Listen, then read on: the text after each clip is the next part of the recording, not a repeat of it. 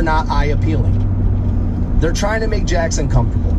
You know what they're doing. I mean, come on, dude. Like, that's what they're doing. They want Jackson to come and make sure that they feel comfortable, and that's what's happening there. I can see it. I can see both sides of it. I can. I absolutely can. I would almost rather, as just somebody who's going through the gate, I prefer downtown. I feel like it has that feel. As a matter of fact, when I first moved here, I was commuting back and forth a little bit. I was still living in Westmore. And the Blues Fest happened to be downtown. It was like one of the first things I experienced here. Going now, when I walk downtown, I'm like, oh, that's where the stage was. And like, that was weird. Why didn't they do that over there? And like I said, I didn't know anything about the city. I was all lost, you know. But I remember walking around Blues Fest downtown, and I was new to the market, and new to this. I mean, I'm from Northeast Ohio, but I didn't know that much about Canton. I didn't, right? And I was kind of new to the situation. I'm looking around, and I'm not a big blues guy.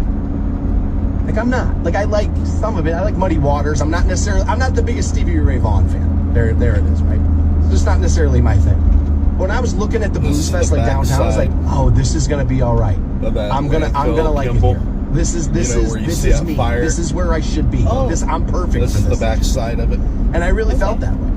And the Blues Fest, and again, I know I'm kind of mixing the things together, but that kind of sold me on it. I like the fact that people were, you know, in the square and downtown, and people were enjoying a particular area. Yeah, and it's theirs, by the way. If they're going to call it the Hall of Fame Ribs Burn-Off, where did we think it was going to be? Yeah, it's going to be on the Hall of Fame grounds. To all the teachers who said he'd never amount to anything.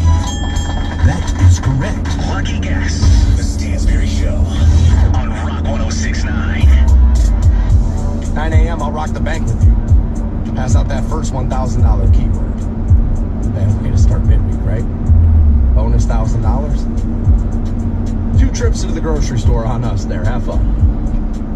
We'll get that passed out. Get to this point, you'll stay. What we have been talking about is the Hall of Fame Ribs Burn-Off coming back, although it will be May 24th through the 26th, from what I understand. That will be at Hall of Fame. And through that conversation, I brought up the fact that May 25th happens to be my birthday. Selling me as one of the judges for the Ribs Burn-Off. Apparently, they already have them. They're going with Hall of Famers there. That makes sense. Right? That makes sense. Fair enough. And that way I don't have to work on my birthday. I'm fine with it. But through talking about that, I got this message on the text line at 330-450-7625. Oh, Stansberry, you're a Gemini. No wonder you're a psycho. I don't mean that in a bad way either. Okay? I wasn't sure what good psychos are, but fair enough. I have referred to myself as a psycho plenty of times. I kind of am. And so I am not offended by that any way, shape, or form. I'm fine with it. I'm giggling only because I've never really bought into the horoscope. Right? And I have said, and people don't like this opinion, but I have said that to me feels like a feminine thing. Now, this was a man that texted this in, I know, because he texts in every morning while he's listening to the program, and I am appreciative. But I figured, okay, let's look up my horoscope for today. Now, I went and saw this at L.com, because what I did was I went to Google. I was like, all right, Gemini horoscope, April 17th, 2024. This is the first site they gave me to go see this. So I don't know where I go to get the credible horoscopes, right? I don't know which failed fiction writer I'm supposed to go see to tell me how my day is going to go. But this is apparently my horoscope for I mean, honestly, dude, it's so hard to take any of this stuff seriously. But it says here, with so many friends, so little time. Have you been neglecting one particular VIP lately? Well, no, because I don't consider anybody in my life to be a VIP other than me. So, like, no. Carve out time today for a catch-up call or an in-person hang. Not happening. Unless we're going golfing, not happening. No matter how much exciting news you have to share, I don't have any. Be sure not to hog the mic, okay? Now that is a little bit of a Stansberry thing when I have stuff going on. Maybe like, all right, shut up. I want to tell you what's going on with me. Fair enough. I'm willing to bet some of my friends would tell you that. It's possible that a collab is brewing between the two of you. No, it isn't. I I have zero interest in a collab. That ain't happening. Is your schedule already way too packed? Not really. Show your enthusiasm for this person's ideas, but don't commit to anything just yet. Well, that's the most like me thing I've heard in this whole thing. Oh man, that sounds great. Yeah, I don't know, man. I'm going to check my schedule on that one. I don't know, dude. She, she makes plans for us. I don't know. I'll have to see what she's doing. I think we're going to her sister. I don't know. Like, we're like, I mean, I do the thing all guys do. I don't know, dude. If I can't make it, it's my wife's fault, not mine. Right? So that's what I'm doing there. But there's no collab coming. And I've said it only a million times. This is one of the worst traits about me as a person, not necessarily radio host. I'm a bad friend. You call me at 3 o'clock in the morning and need help, I'm going to help you. You need money, I'll probably loan it to you. I'm never going to call you to check up on you. The only people I do that with to give it are gas to get up to speed. And it's usually only when they're out of work. Because you got my friend Heather's currently out of work. Coming up. And if I had a budget, believe me, she'd be sitting across the board from me right now. It's who I've wanted to work with my entire career. It's if you let me pick, I'm picking Heather all day, every day. She got what's called RIFT, reduction in force. And this is like 50 miles an hour. And we knew it was coming because she was a terrible fit. About where Dutch Valley like, it just wasn't the right fit. While she's working, she'll call me a lot. Be like, hey, what's going on? What's this and this? And I won't call her. I know the struggle she's going through right now. I know how she feels. I know she feels she's never getting back in ever again. That the door is slammed shut. So she needs a little bit of that. You're going to be fine. Don't worry. I'm still making calls for you. I got this guy maybe a little interested. We're going to see, right? And like there's some stuff. I'll call her because I know what that feeling is like. I know what that's like. And I care about what that feeling is like. And only people who have done what you do truly understand it. See that space. So when I want to complain about this, she's one of the people I call. Because it's not going to be like, oh, Jesus, way to cry about your privileged position, Stansberry. It's like people who have been in it kind of know. It's like, yeah, dude, that is something you should be mad about. You 50 should be miles an hour or whatever. I'll call her. I'll check up on her. I'm not, like, my brother literally called me last night and said, where the hell you been? You can see it in plenty of time. You're able to react. He's like, dude, you haven't called me back. I'm like, either stop sorry, I forgot about that. You know, it's just that's not who I am as a person. I'm just not, that's just not who I am as a person. So I've never really bought into the horoscopes. But it does remind me of a story that I had for the rundown late last week and even the first couple of days this week, and I just kept bumping it off because I'm like, this is silly. It tells us that what you snack on, right? So for the Masters, you know what I went and got? Pretzels and peanut butter. And I was like dipping pretzels in peanut butter, and that's what I got to eat as a snack for the Masters. So it says here, if you like salt, impulsive people crave salt. If you're into pretzels, potato chips, or peanuts, which I do like peanuts a lot, you may be an impulsive sort of person who seeks out new experiences. I can tend to be a little impulsive, that's true. I'm getting better about it as I age, but throughout my life, my impulsiveness has definitely caused me some problems. The bad news is that people with this novelty-seeking personality trait can also be prone to taking risks and losing their temper. Okay? I can occasionally lose my temper. Again, getting better at it as I age. I definitely am a risk taker.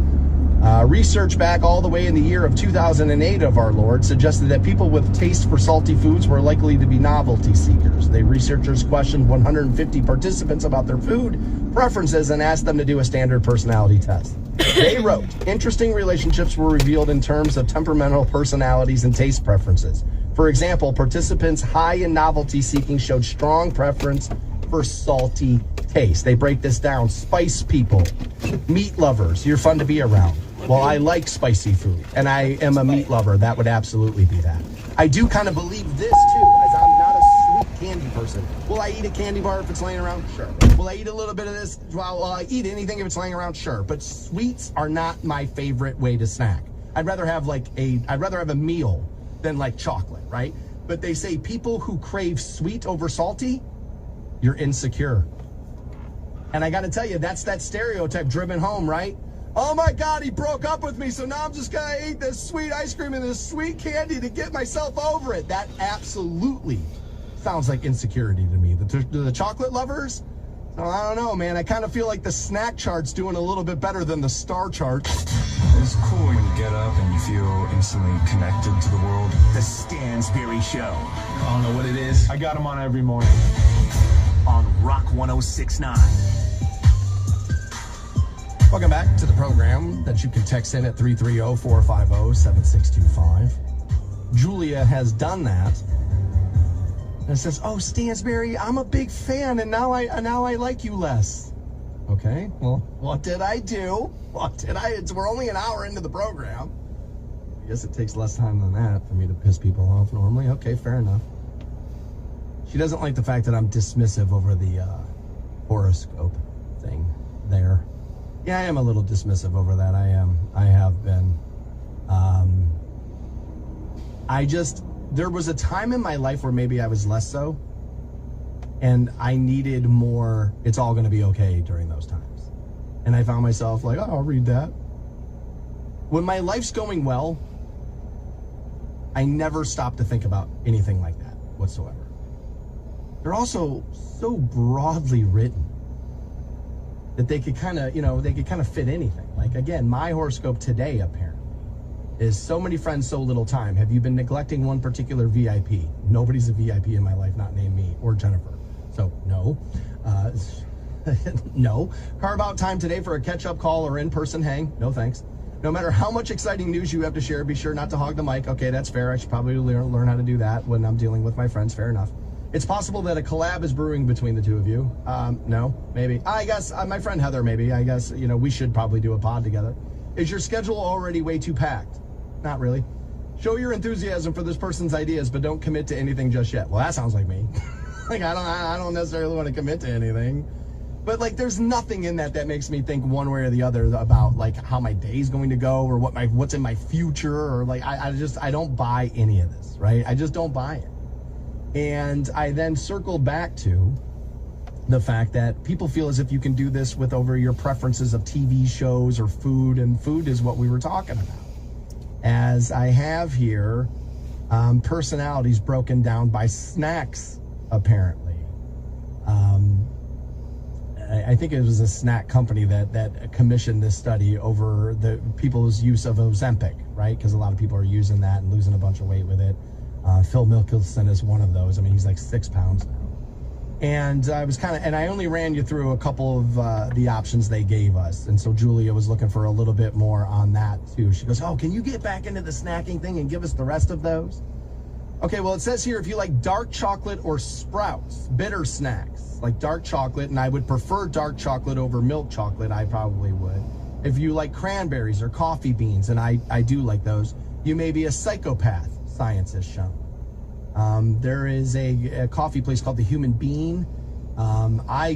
They were huge in Oregon when I lived there. We have one of them here, but they'll put like a little coffee bean on top of your coffee cup when they give it to you. It's like chocolate covered coffee bean. And I like that. That's a cool feature that they have.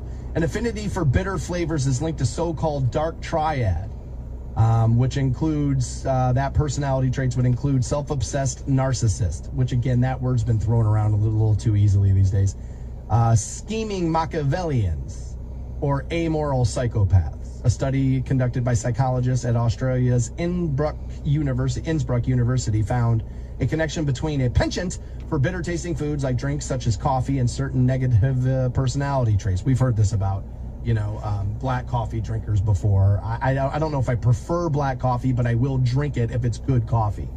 If you like jerky or other unusual snacks, if we're going to call jerky unusual. I didn't buy you any drinks because I don't need anything. you must need to. You're always the person who wants to eat something weird on the spot. You must need to drink more water You than may also tend to be soda. more health conscious than the average person. Because last night. Some research done on drink you people soda. in 2015 found that people who seek out novelty, known as neophiles, tend to have a health-focused outlook on life. Although they told us about novelty and the salty snacks earlier, we'll get to that. You also tend to be keener on cooking foods associated with their own heritage. People who are food neophiles also are also likely to have lower body mass index, BMI. So we'll see about that. If you snack on fruits, like fruit type snacks, fruit roll-ups and the like, you're an open book. I think most people would consider me to be an open book. I've literally told you every embarrassing story about my life for the sake of ratings and for money so I can live inside. I have traded every story I have in order to live inside. I think that makes me an open book. Dude? I don't really like the fruit snacks. I like fruit. I don't necessarily need like a fruit roll, but people who snack on fruit and vegetables rather than ironically, that's the same about salty food. We'll get like that. Oh my God, he broke up with me. Like they tend to be that kind of person. I don't think it's Local everybody who programs likes and then sweet candy bars all of a sudden insecure. But yeah, all right, I can maybe see some of this. traffic stop revenue. Known as reward dependent disorders and addiction. Yeah, ask any ex-addict. They're never ex-addicts, man. You're an addict for life. Fine. Ask any sober person up who here too. has had addiction issues. Go to any basement where they're telling you their story. Go to that back table. Donuts and candy and all that stuff, man, because sugar becomes the replacement for the drug. You know why? Because it goes back to what I have told you for 20 damn years, baby. That sugar is the first drug you was ever on. They call it the Food and Drug Administration, honey, and there's a reason. And there is a reason. Because drugs and food are cousins, not enemies. You put it in your body and your mind react differently. They're cousins. That's how that works. Spice people, meat lovers, you're fun to be around. A preference for spicy foods mean that you have a thrill seeking between people who like spicy foods, meats, and alcoholic beverages. And some high scores on the sensation seeking scale, that known as the SSS. There were also correlations with thrill seeking, adventure seeking, and experience seeking, the researchers found. A little spicier, a little like looking for the spice in your life as well. I could maybe see that. Impulsive people crave salt. You like pretzels, potato chips, or peanuts. You might be an impulsive sort of person. God knows I can't.